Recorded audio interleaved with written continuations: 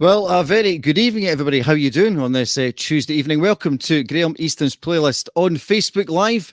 If you've never watched this before, I basically chat to the great and good of mainly the Scottish sporting world, but also people who've got a sporting link in their life, or perhaps somebody I've worked with in the past. And that person definitely comes into this category of somebody I've worked with at the highest level in sports broadcasting and presentation. And that is Peter Dickson. For many people, know him as the voice of the X Factor, Britain's Got Talent, and many, many adverts, many TV programs, many online games as well. He's on PlayStation and all the rest of them as well.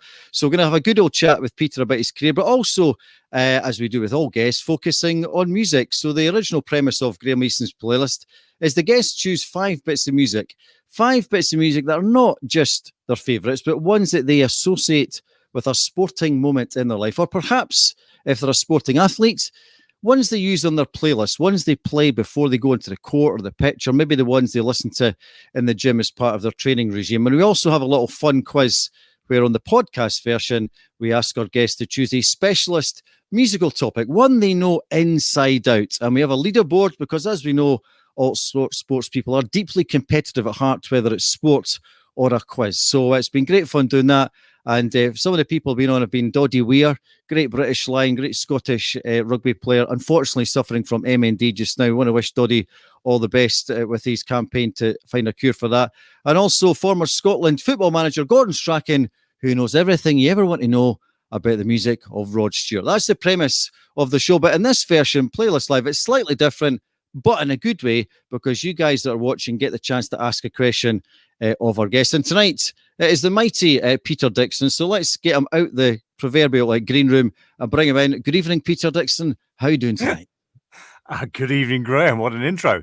Thank you very much indeed. I'm delighted to finally get together with you again after our last encounter, which I was just trying to remember when it was. And it was, in fact, it was probably the final, the men's or women's, I can't quite remember, maybe you correct me, volleyball final at the Olympic Games in 2012. It's so long ago now, but look, you haven't changed a bit. No, I mean, it's such a cliche to say. I mean, it's amazing when your Facebook timeline comes up all these kind of memories, and every August it seems to come up because obviously you do kind of rewinds and whatever. But you know, London 2012, but may as well kind of start with that. We'll probably come back to it quite a few times, but.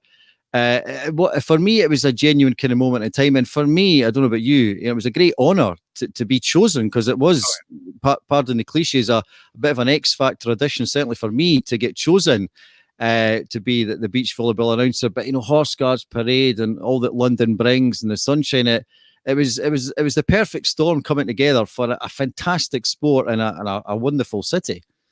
It really was. And, you know, I've just written a book about my professional life, and I've included quite a big section about the Olympic Games and our experience at 2012 London Olympics, because for me, it was a never to be repeated experience. I'm sure none of us will ever live to repeat it. And so that's what made it particularly special for me.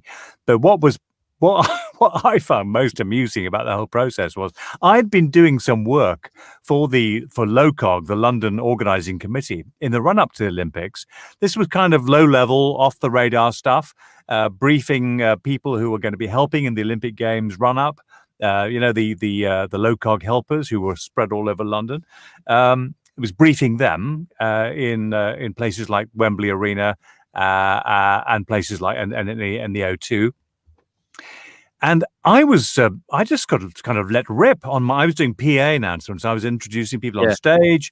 I was the master of ceremonies, the voice of God.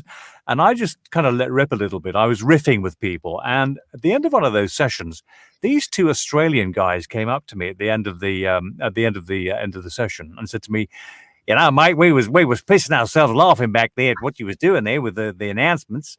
I said, well, thank you very much. I didn't know who they were. I said, thanks very much. Very nice of you. Thank you very much. I've got to go now. No, mate, don't go anywhere. Now, we want you to be part of our team on the Olympic Games. And I said, what do you mean, part of your team on the Olympic Games? I don't follow you. He said, we want you to come and watch the volleyball. I said, well, that's very nice. Are you offering me a ticket? No, we want you to commentate with Graeme Easton.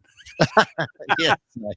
And I thought, wow, I knew nothing about volleyball. I still know next to nothing about volleyball. So, but immediately I said yes, as you probably did, Graeme, when you were asked. And then I thought, well, I'll sit back and wait. And I expected about 4 to 6 weeks before the games, I'd get this huge, folder containing all the rules of volleyball, all the protocols that were involved, details of all the teams who were playing, all the players' names, and I would be able to research that in good time. Well, 4 weeks went by, 6 weeks went by, 3 weeks went by, 1 week went by. There was nothing.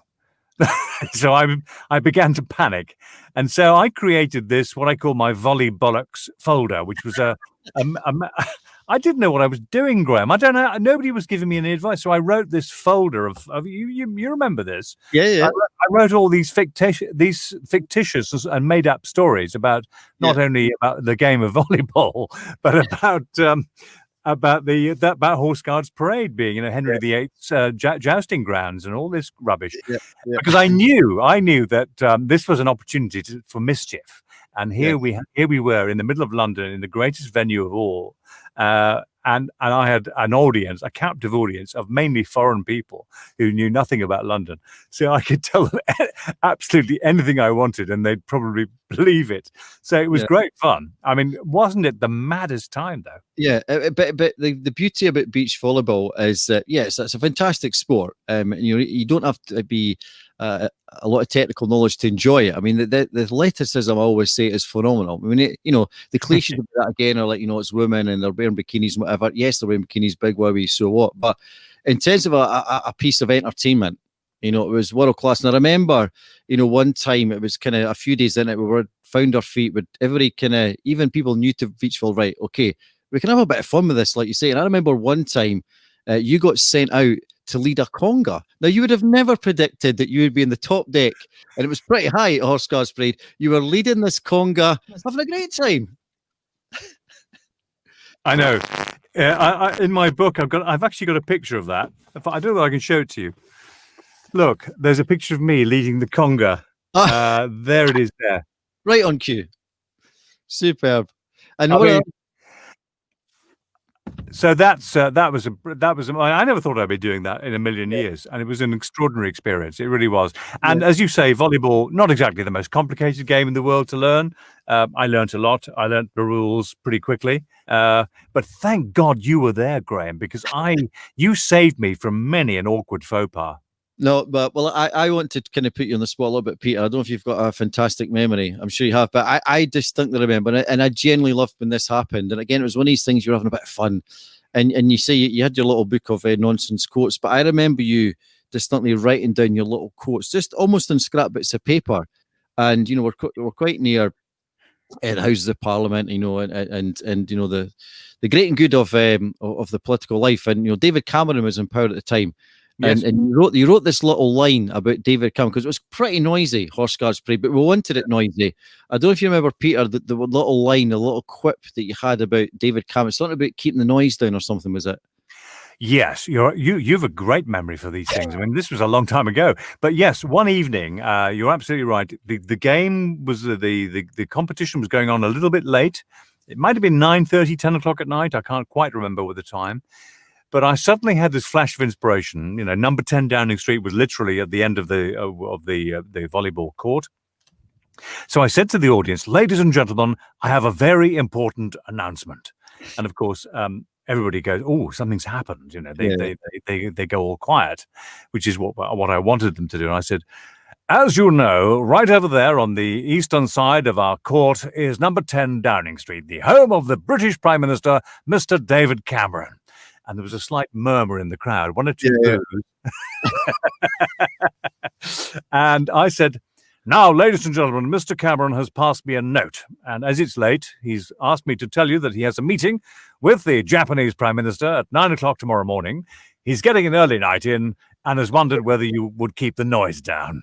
Well, of course, the whole place went up like a tinderbox. And he complained the next morning. Cameron complained to Lord Sebastian Coe about my performance. Of course, it only served to egg me on. So I did exactly the same thing the next night. Yeah. So I just can't help myself sometimes. Yeah, But we did have fun, and that's what volleyball is all about. And it was almost as if there was an Olympic event going on, in spite of the fact we were all having the most fantastic time and having the most brilliant kind of party in the background. It was brilliant. Yeah. I love volleyball.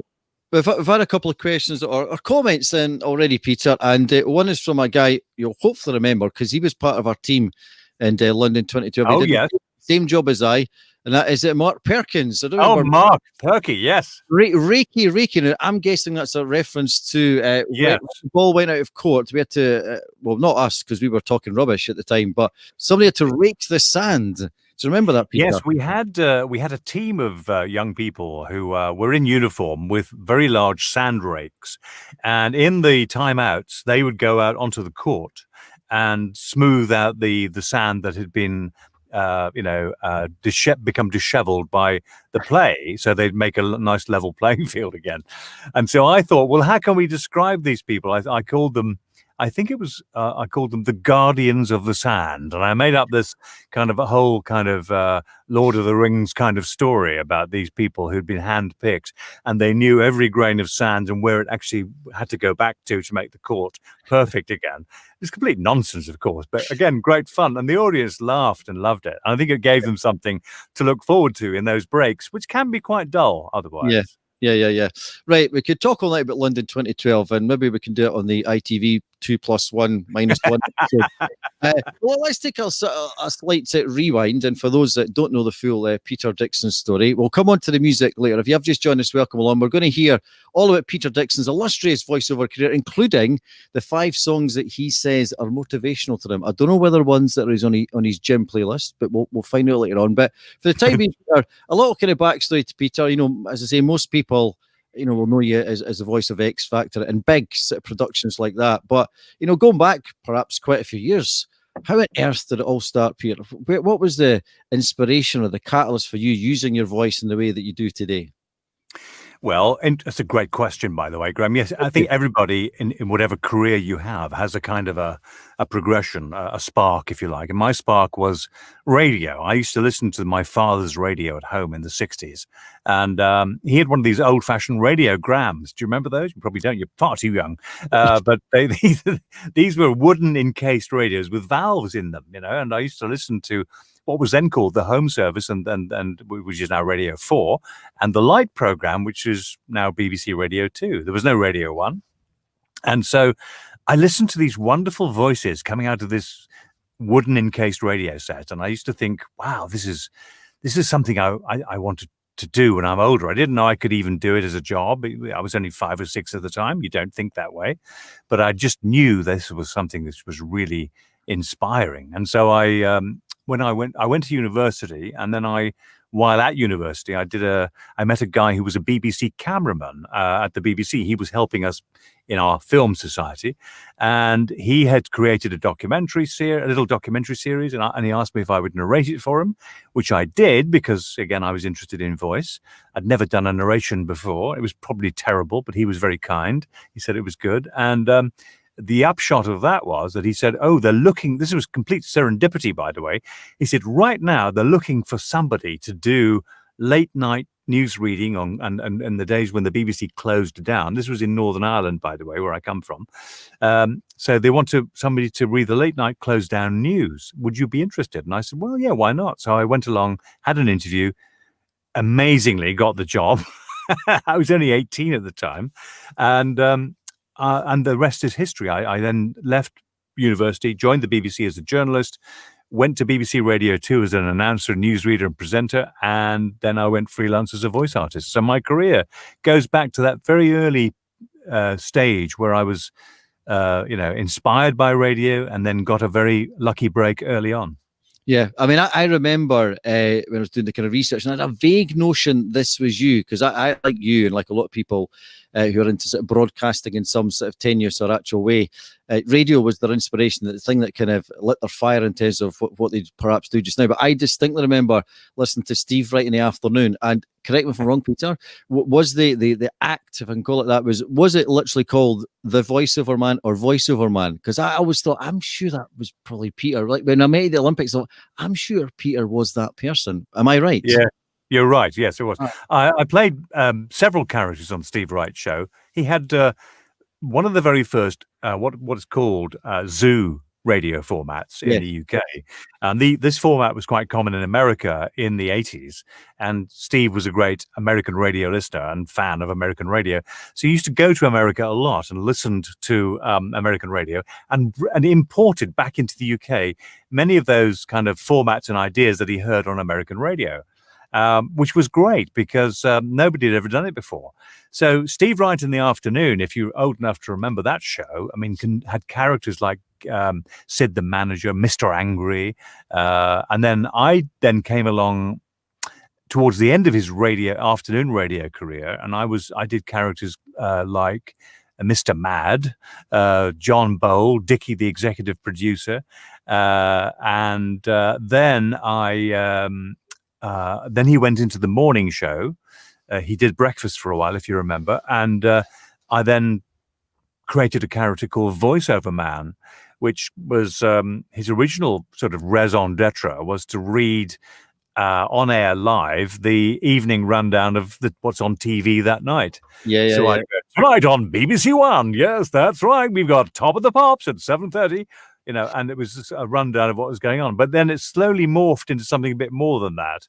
Yeah. So Voiceover Man became slightly more kind of. I extended my part, and it sort of caught on. So people were asking for more kind of bizarre kind of scenarios that I would come up with, and I did. Right. It was very fun to do. I loved it.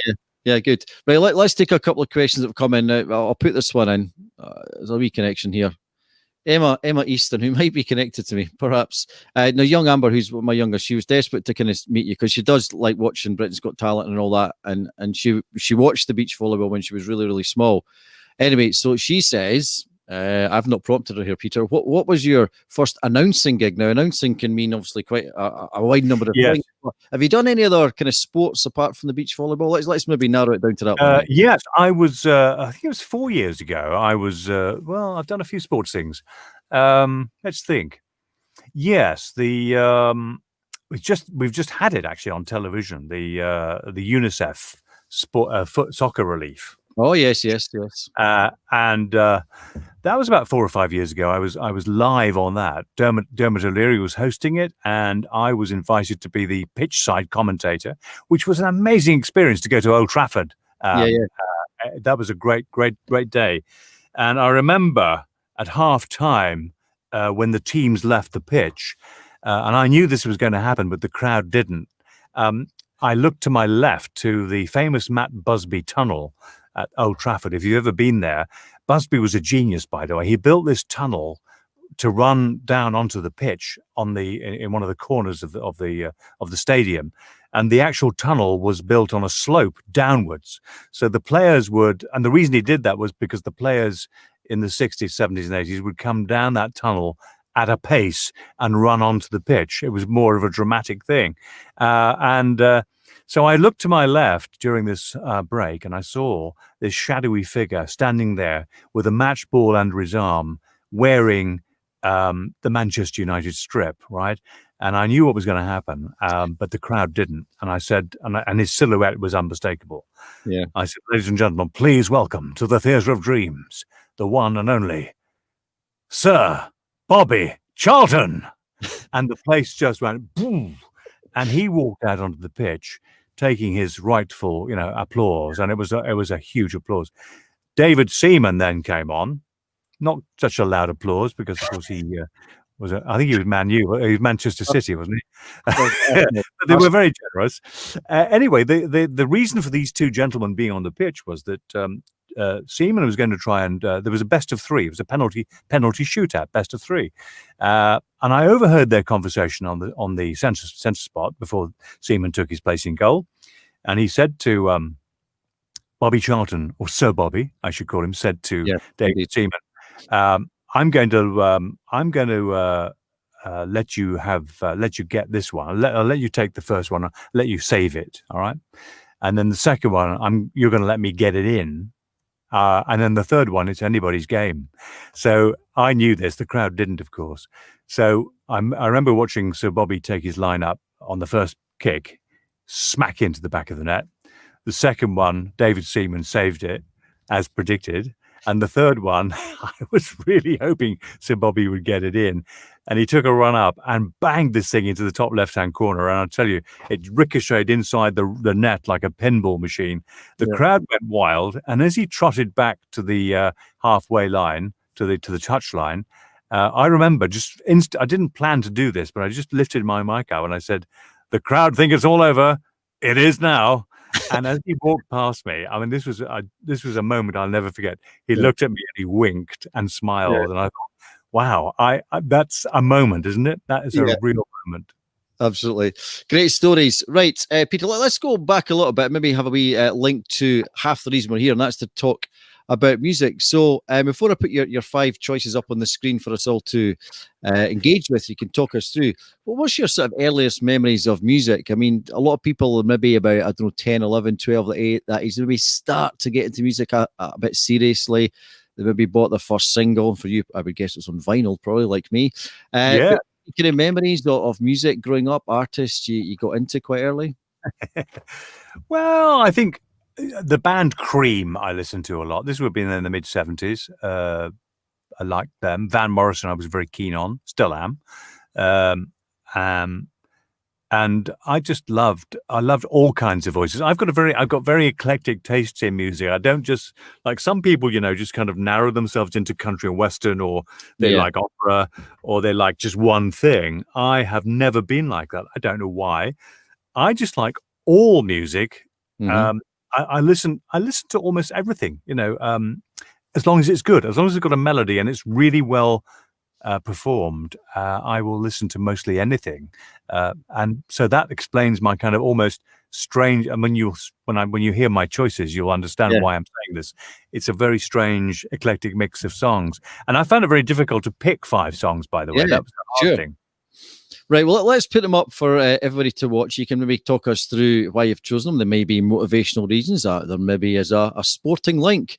So there they are. We can all kind of see them up there in no particular order, unless you've got a hierarchy there, Peter. You may have put them in an order. No, not really. No, not really. I think music has the power to heal people, and it also has the power to motivate us in times of when we're feeling down, maybe, or unmotivated. And that's why music for sportsmen, I think, is very important, because you when you watch any sportsman team coming off the coach going into the stadium, 95% of them have their earphones in and they're listening to some form of music, whether it's heavy rock, or whether it's rap music, hip hop, whatever it might be. But we all have our way of getting ourselves into that frame of mind that we need to be in order to perform at our best. I spend a lot of my time, as you know, shouting very loudly in padded rooms like this one, and so I like and value my music sometimes to be the opposite of that. So very often I will seek out music that is, slightly melancholic in tone, or even classical or opera, whatever it might be.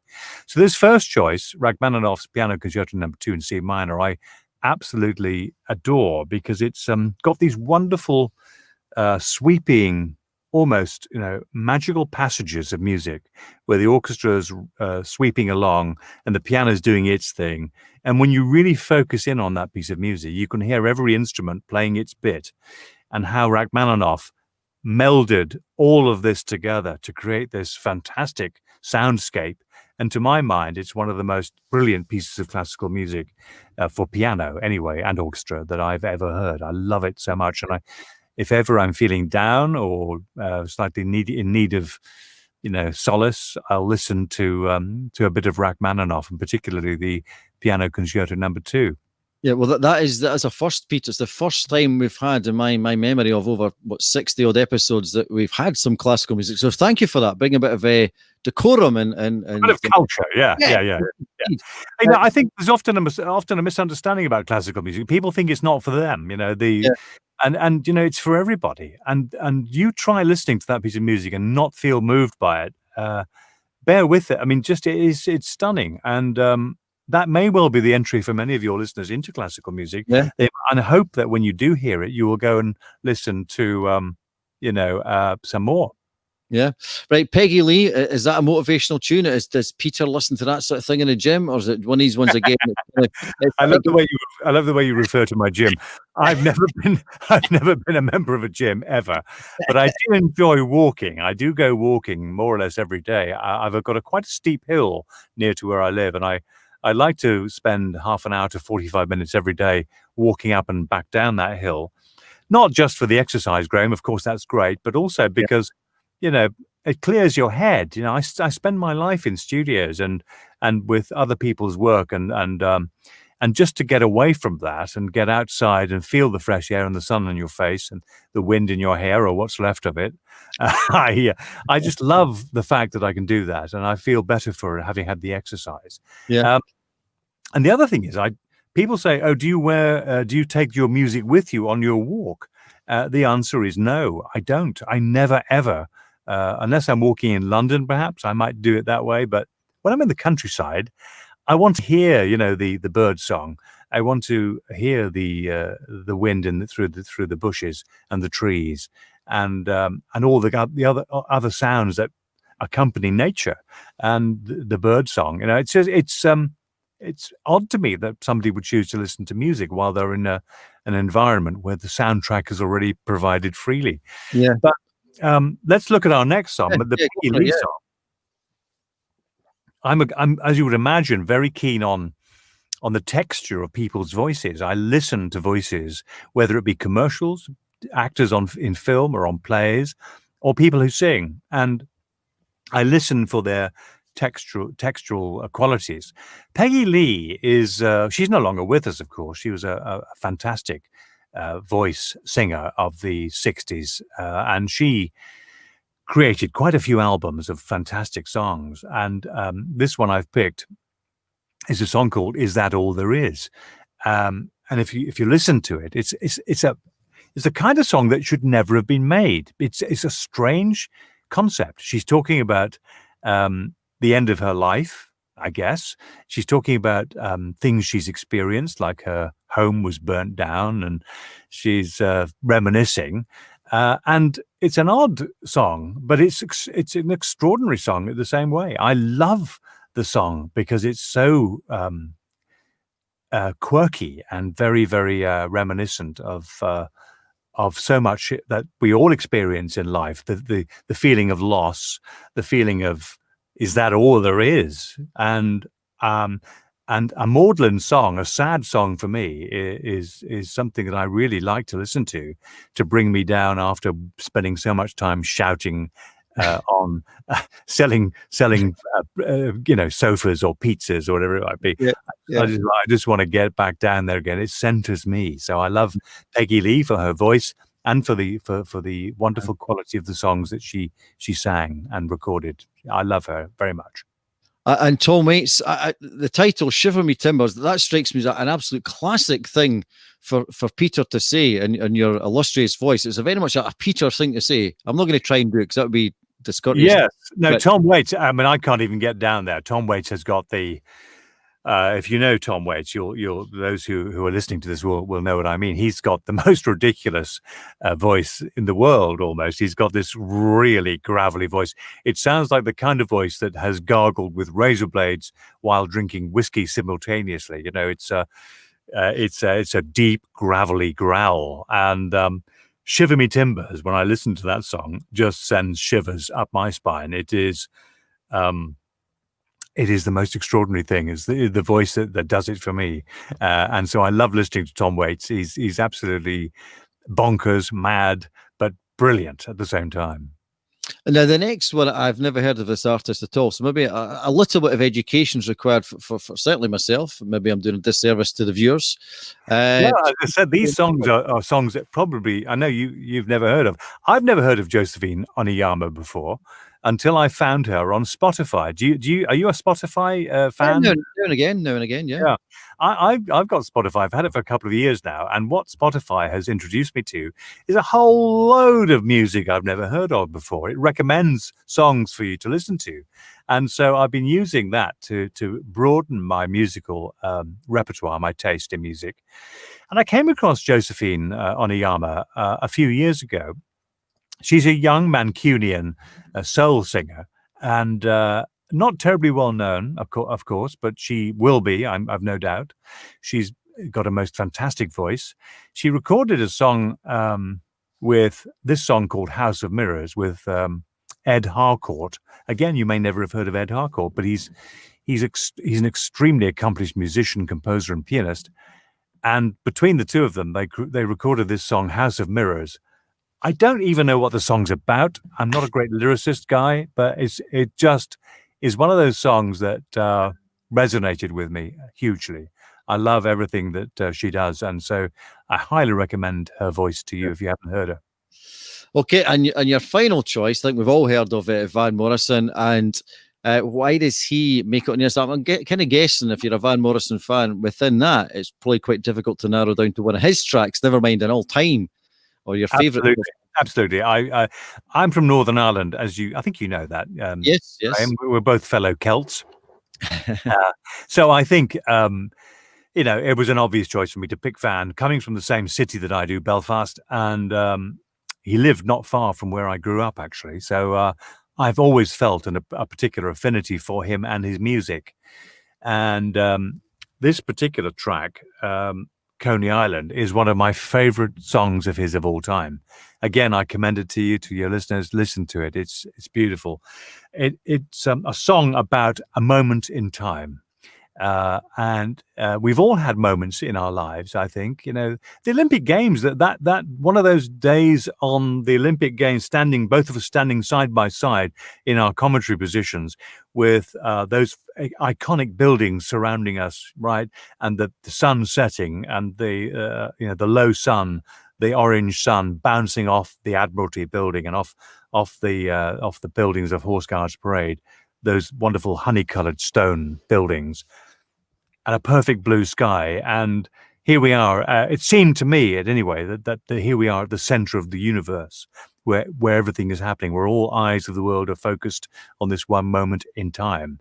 And it was a beautiful moment. And I like this song, Coney Island, for that very reason, that Van Morrison describes a moment in his life where he was driving down a part of the world that I know very well, the Ards Peninsula in Northern Ireland in County Down, with his girlfriend by his side in a car on their way back home from a day out. And the sun is setting over Strangford Lough, and here we are in this car. Everything's perfect, a perfect evening.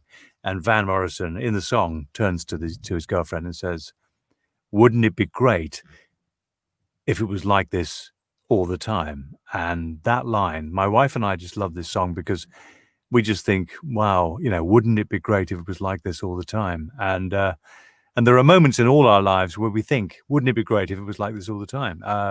They don't happen very often, sadly, but when they do, we all know those moments. And that's why I love that song from Van. He's such a poet, such a performer, and such an effortless singer. He kind of throws the lines away, which I love. He doesn't sell anything to you. I love it. Great stuff. Some very, very insightful comments there. That's probably one of the best. We could listen to Peter's tales of music all the time. Now, we're going to have to move on, Peter, away from music, because we've got a few questions coming in, and some covering some fairly kind of obvious areas. So let's delve right in there. What's it? Boise, which is a different Boise from Only Fools and Horses. This is the playlist Boise. He's one of our regular viewers. He says, what name would you love to say in an X Factor introduction style that you have not done before? Oh, that's an easy one for me. All right. It was about 6 years ago. One of the contestants on Price is Right, on the X Factor, was a Nigeria. I think she was from Nigeria, and she has such a lovely voice. I was so looking forward to introducing her on the show. But unfortunately, due to passport irregularities, she was not allowed to continue. But her name was glorious to say, and it's only second in popularity in my book to Rachel Adedeji, who shall forever live off the fact that I've shouted her name so many times. But the woman I'm talking about is a woman called Gamu Nengu, and so if I'd had the opportunity to say her name, I'd have loved it. I'd have said it like this: Ladies and gentlemen, please welcome Gamu Nangu. So something like that. I would, of course, as the weeks went by, if she'd stayed in the competition, the vowel sounds would have become more elongated and longer, and so I'd have taken at least another 10 seconds to say her name. But I'm sorry she had to go. Yeah. So let's keep the conversation round, X Factor and Britain's Got Talent. The big shows that most people will have heard of and watched it on a Saturday night. And, again, like the Olympics, big events, great to be part of. I'm sure lots of tales, half of which you can't tell at public broadcasting on Facebook. But, just that whole experience of being part of a big show, and not just doing the names and stuff, the things that you're renowned for saying, but just that whole experience in that theatre. I mean, it must have been just incredible to be part of such a machine. Well, it was a machine. It was a behemoth. It was a huge thing. Is that a word even? I think it is. Made you laugh anyway. No, it is. It was. Nobody knew what it was going to be like, a huge show when it started. I didn't, certainly. Although I knew I wanted to be in it when I first saw the pilot show. I said, this is the show for me. And then year after year after year, it started to build an audience and a very, very significant audience, not just in the UK, but globally. It went around the world. And I still think, in spite of what we think of it now, and it is, 16 years it was on air, and it's now not on air any longer, probably the right thing to have done, but as everything has its time. But I think, having been a part of it, it's been an enormous part of my life, and has certainly given me, exposure on a platform of significant size that it's boosted my profile no end. The other downside to that, though, Graeme, is that people think that's all you do, and you become kind of identified with that sound, and I always used to say around about Christmas time, when the X Factor was ending, I just wanted to sit in a quiet room and read some Shakespeare or poetry or something that didn't involve me shouting out very loudly. Yeah, but in terms of the art of the voiceover artist, or the voice actor, as I think we should probably call you and people in your field, I mean, to some people think, well, you're just saying somebody's name, but I'm sure there's hours of preparation and thought, as in what is you just that one you gave us a few minutes ago, just thinking, well, what is the best way to deliver it? And you might be given some coaching on it. You might do it first yourself and say, no, Peter, we don't like that. We want to give it more of whatever. So there is obviously a skill and a talent, but there's also, you do get some direction with these sort of things, even if it's just somebody's name. Or is it just... Yeah. They used to leave me alone. I was after about year 2. They used to leave me alone with it. People used to think I was live on that show. I was never live. Maybe year 1 I was. I can't remember. But after year 1, it all went to pre-recorded. I was pre-recorded. The show was live, of course. And so they left me to it. So I used to say every year, I'd say to myself, let's make it even bigger than last year. Let's go bigger. And I did, and nobody complained. So next year I went bigger, and then Simon would say we want it bigger, and then we got to the point where I was, had to be in a studio that was chilled down to about 12 degrees centigrade, and I had my shirt off by the end because I was sweating so much. It takes a lot of effort. You'd be surprised. Shouting a lot is extremely energetic, and your heart rate goes up because your brain interprets the shouting as if you're being angry. So there's a lot of adrenaline then pumps around your body. So I'm not sure what damage I've done to myself, but I'm still here. I loved it though. I really did. And you're right, about how do you say somebody's name? How do you say a phrase? So what I used to do was give the production people lots of options, on the way I would say names. So for instance, I was saying your name, I might say Graeme Easton, or I might say Graeme Easton, or I could say Graeme Easton. You see, so there's more than one way to skin a cat. So I would just give them lots of options, and then when they came to marry my voice track to the video, they could pick whichever one they felt suited it best. Yeah, because one thing I like, and I've no choice in the matter, when I'm announcing like goals at Hampden Park or things like that, I would love a player to score who's got like two syllables, because then you can really kind of go for it. If it's just like Gary Smith, it's like, now I'm sure you could, obviously you're more professional than I am, you could think of 101 ways to say Gary Smith if he scores the winning goal in the cup final. But if ideally to have a player or somebody's name with like two syllables, you can elongate it, you can make much more of it. But that's, as you will know, that the skill of the voice actor make an ordinary name sound extraordinary. But that's why I like 6-syllable names like Rachel Adedeji. It's a great. I mean, there was another name I used to enjoy saying, but because it was a 2-syllable name, it was Mary Byrne, 3 syllables really, Mary Byrne. But because she was a big, buxom Irish woman and had a great sense of humor, I used to always say her name with what I call a bit of eyebrow. I'd always go, Mary Byrne. Oh, yes. And she loved it, and I loved it too. And the audience just, they laughed when I did that. So there are ways of having fun with even short names, 2-syllable, 3-syllable names as well. Yep. And all these stories, of course, Peter, and more, are in the soon-to-be published book, which you may have. You mean this one? Yes, this one, Peter. How could I forget? I mean, we're trying to do it justice in, an hour, but that'll take more than an hour to read. But some great stories over your career. It's out in book format. Is it quite soon? I think a couple of weeks or so, is it? Yes, it's out on an audiobook format right now to pre-order. It's being released on the 14th of September. All other formats, the hardback, paperback, and e-book, are being released on the 25th of September. Available from all good retailers and through Amazon, of course. I loved writing it. I've been aiming to write a book for years and years and years. I was just too busy to sit down and do it. So over 4 years, I wrote half of it. And then during lockdown from March 23rd, I finished it in the period where we weren't allowed to do anything else. So I found I had the time to finish it. And then I thought, well, who's going to read the audiobook? Should we get Graeme Easton to read it? I thought, no, I'll probably do it myself. And I did. So how long did it take you to record that? Because that won't take you 5 minutes either. No, it's an 11 and a half hours of reading. So it normally takes about twice the finished hours takes twice as long to record. In my case, because I've never done an audiobook before, I was quite slow. So I think I took about 30 hours to record mine over a week or two. But I took my time over it. I wanted to make sure it was right.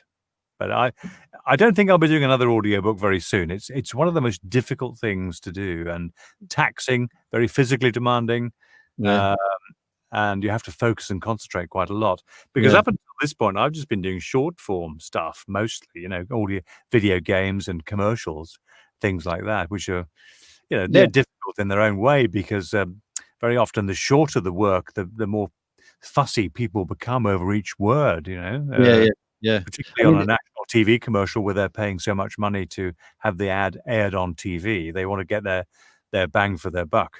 Yeah, I mean, you've done obviously the obvious things like the TV programs mentioned, and various commercial TV adverts. But one thing you've been doing, which I wasn't aware of, and I'm not into gaming per se, is doing work for gaming, and that seems to be an ever growing industry, and potentially lots of opportunities for people to get involved and make a career out of it. So how have you found that? Has it been a completely different change of style for you? In terms of what you've done up to in terms of adverts and sort of TV programs and award ceremonies?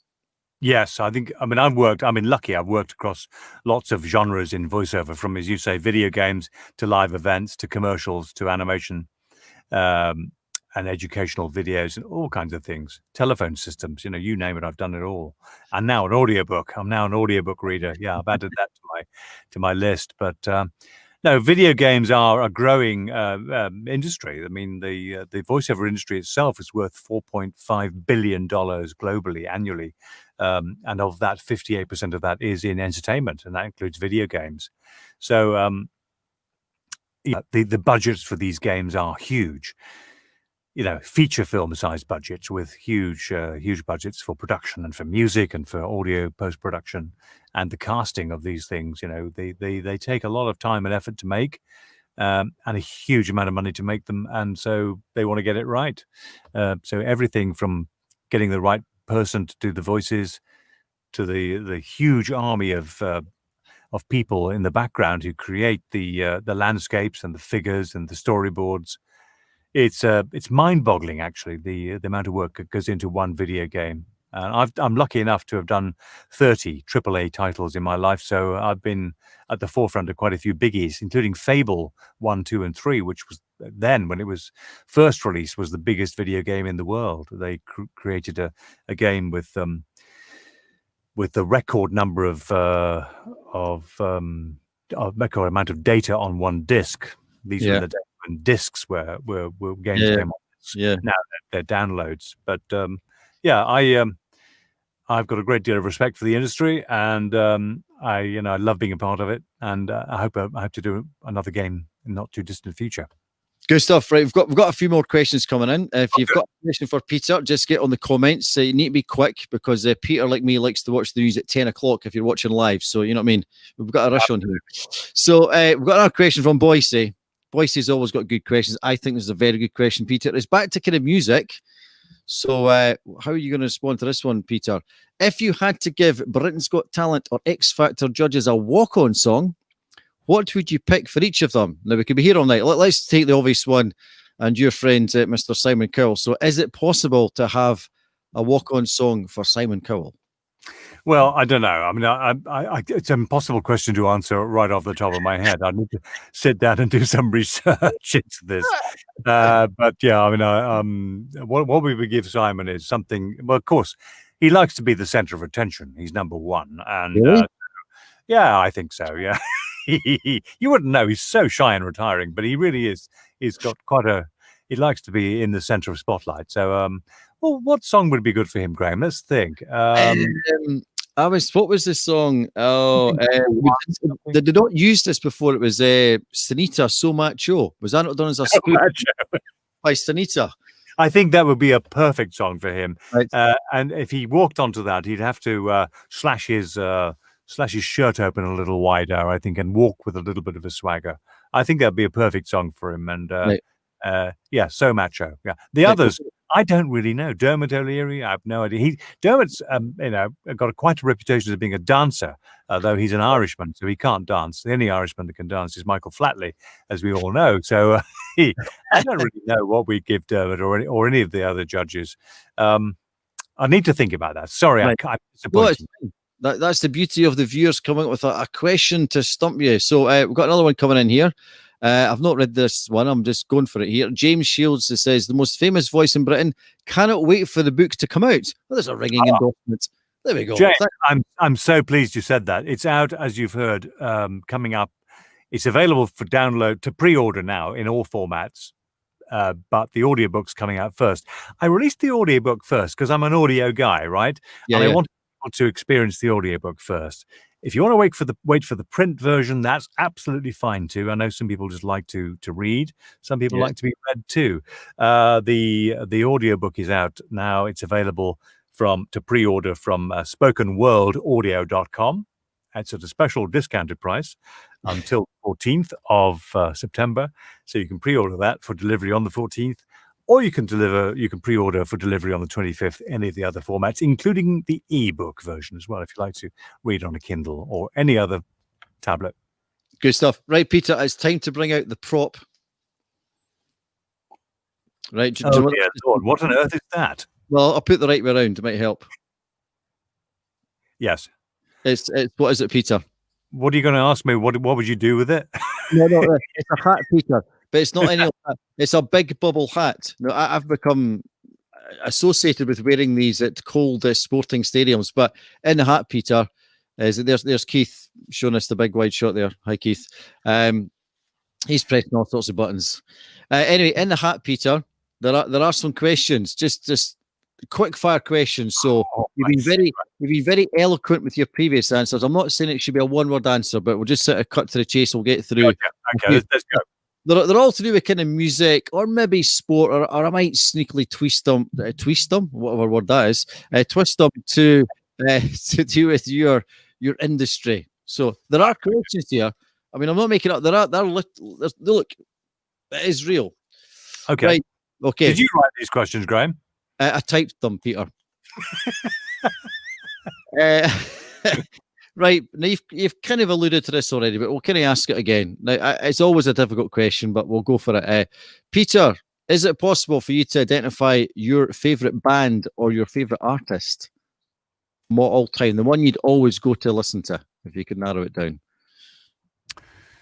Well, I think, yeah. I mean, for albums, I would go for Pink Floyd, Dark Side of the Moon, every time. Right, okay. Cool. Short and to the point. Right, next one. Right, it's still to do with music. So, Peter, is there a singer, a band, or perhaps maybe a genre that you just don't get? It's, as I say, it's the kind of room 101. Is there just a bit of music or a genre you're going, I just cannot stand that? Yeah, I mean, I think I'm not a big fan of rap music. I get why people like it. And my son, who's 25, loves it. He loves hip hop as well. And he plays a lot to me. I ask him to educate me on these things. I said, let me hear some of your music. So yeah, he plays some rap. I appreciate the production values, but I just can't get into it at all. Okay, right. Very honest, very diplomatic. Right, what's next? Okay, all right, here we go. I think we could get a really good answer for this one. Peter Dickson, is there a sporting event that you've not worked at yet you would love to lend your voice to? Yes. What would you like to use that?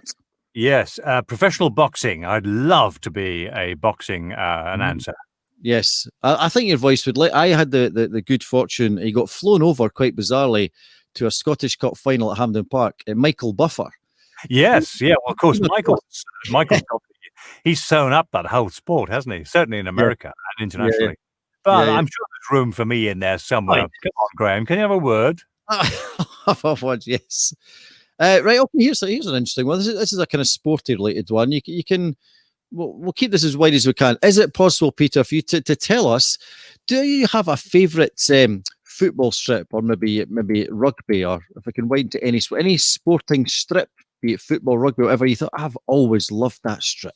Yeah, I mean, when I was young, growing up, of course, from Belfast, because I identified very much with George Best in those days, because he was one of the, well, if not the, from these islands anyway, one of the best players from here and certainly in the world ever. And coming from Belfast, where nobody came from who did anything famous or anything, I always used to think, why did I have to grow up in Belfast? As I'm sure people in Glasgow and other cities and villages around the UK must have thought the same, but I felt somehow I was in the wrong place.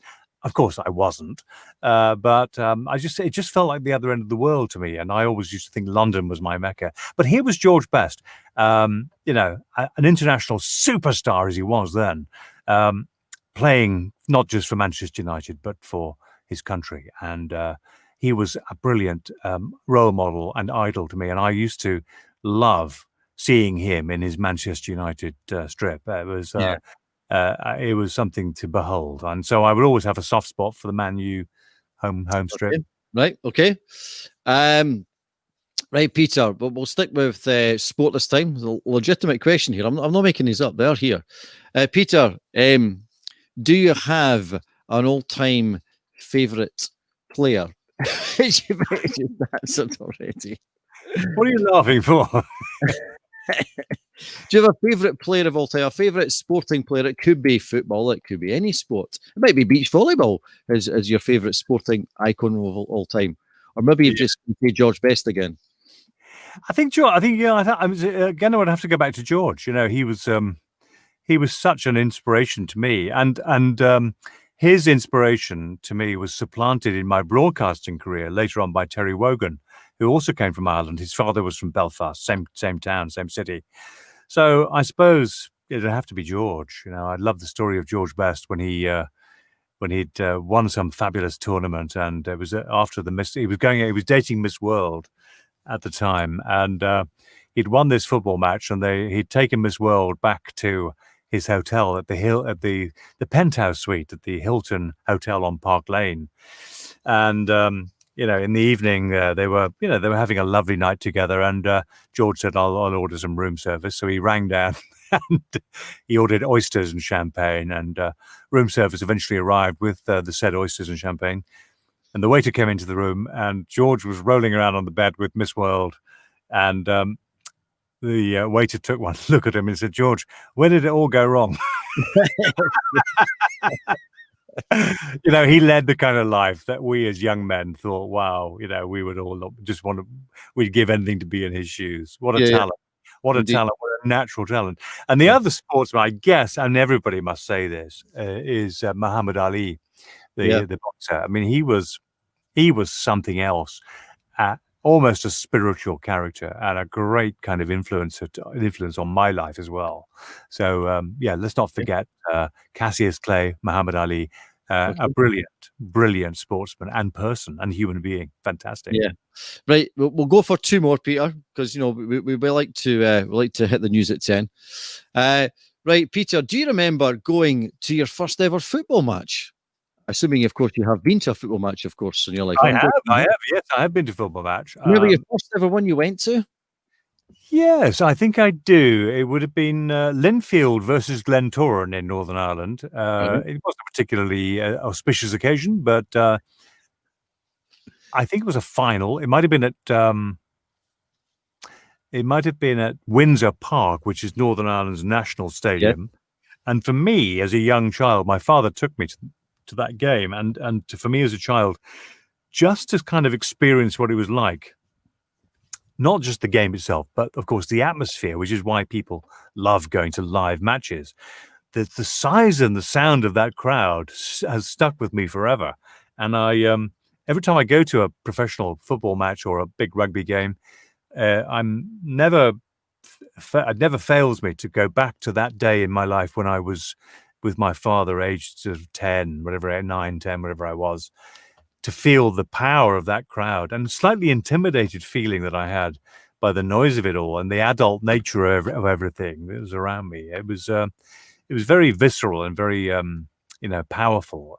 I loved it. So ever since then, I've loved going to live games, and I'm lucky enough at sometimes to be invited down to by friends of mine to see the FA Cup final. A friend of mine's got a box at Wembley. Another guy's got a box at Spurs. So I go and see those games occasionally. In the most beautiful environment, of course. It's the prawn sandwich brigade. I know it's not proper football, but it's really, really nice to be able to drive into an underground car park and take a lift up to your private suite. I mean, that's. I know I'm going to get slated for that, Graeme, but I loved it, and we I had a lovely time last year. I went to one, and I sat beside Mottram. And that was really great. Great stuff. Right, Peter, we're going to go for this as the final question. Your final one of your quick fire-ish questions. And I'm really glad this has come out the bag. Again, I'm not making this up. This has come out the bag. Peter Dickson, is it possible for you to tell us the most embarrassing gig you've been to? Or you might want to stretch it, and it was an embarrassing gig you're part of, which I can't imagine you'd be part of an embarrassing gig. But is there a gig you went to as a youngster? You maybe dragged along to it, or a gig you were just like cringing watching it, or say maybe it's a gig that you remember with great horror that you were involved in, an embarrassing gig. I remember once about 6 years ago, I was invited to go to to be a host actually on the Isle of Man Music Festival. I think there's only ever been one. For very good reason. It wasn't a shambles. But I remember one particular night I was on stage introducing, I think it was Boy George, or some 60s kind of, or 70s or 80s reunion. I can't remember what. Yeah. But there was a huge thunderstorm overhead, and the heavens literally opened. And we were in this kind of open-sided tent, which wasn't very well weatherproofed. And as I got up on stage to introduce Boy George, the heavens opened. And of course, right above the stage, there was a few holes on the roof. And the water just started to cascade in on us all. And I began to fear for our safety because, what stages are like. They've got electricity on them and cables of all sorts. And I just had this awful vision of everybody, being electrocuted. And I would have to be written about in the papers as dying on stage next to Boy George, which would be awful for him. And even awful for me, but even worse for him, I suppose. Yeah. Right, great story, Peter. Now, fortunately, but we're kind of running out of time. We'd love to chat on, but we've all got homes to go to and beds to go to and drink our hot chocolate before the news and all that. So we have to bring it to a close, unfortunately. It's been great fun for me catching up after, 8 years or 12 years, whatever time it is, about London 2012. You've got your book out. One wee final plug for your book, Peter. Yeah, my book's called Voiceover Man. It is a labor of love. And if you're at all interested in radio or television or TV, television, radio, films, or anything to do with voiceover, this book is my story, my life story, and it's packed full of anecdotes about my professional career and some of the megastars I've worked with. It's available now in all good bookstores. Indeed. Thank you very much, Peter. So check that out. It's a great read, a great listen with Peter's voice, which you took about 17 hours to record. So give it your ears and your eyes if you can. So thank you for joining me on Playlist, a Facebook Live version with Peter Dickson. For those that have never watched before, we've got a few in the bank already. You can go back and watch them. Just go down the feed and you can watch and listen to them. We've had, from the world of Scottish sport, British Line and Scottish rugby legend Scott Hastings. We've had Tam Cowan from BBC Off the Ball. We've had Shelley Kerr, the Scotland women's football manager, and Grant Stottleman, who's been involved in Panto. I don't know if Peter's been involved in Panto. Somehow I think he must have been involved in Panto. My voice has been. I've never been on Panto. Right, okay. My voice has been in many pantomimes. I love pantomime. And a great voice, if you're at a certain age in Scottish sport, is Archie Macpherson, who's commentated in football for many a year. We're going to get him in and hear his tales. I'm sure he's got very fine tales like Peter has had tonight. And next week, we've definitely got a great man who also featured at London 2012 on the basketball court, Kieran Akara, Great Britain, Scotland. He's now officially retired, but he's got some great tales. I'm sure he'll have lots of rap music on there, Peter, so you need to tune in for that. Get yourself up to speed with the young people. So Kieran's on next week on Playlist. And if you want to listen to the old-fashioned, but still equally exciting podcast version of Graeme Easton's Plays, where you actually hear the music the guests have chosen, then get yourself to the official website, whoosh.tv/Graeme Easton's Playlist. There's plenty of guests there for your audio listening pleasure across many sports. Doddy Weir is always going to be my favourite. Some great tales, some great stories from the big man. We wish him all the best as he tries to recover from MND. So get your ears all over that one and enjoy some great listening on the playlist. But for the meantime, I want to say thank you to Peter Dickson, voiceover man extraordinaire, for joining us on the playlist. Thanks for watching. Keep washing your hands. Stay safe. And we'll see you on the next edition of Playlist. Bye now. Thank you, Graeme. Bye-bye.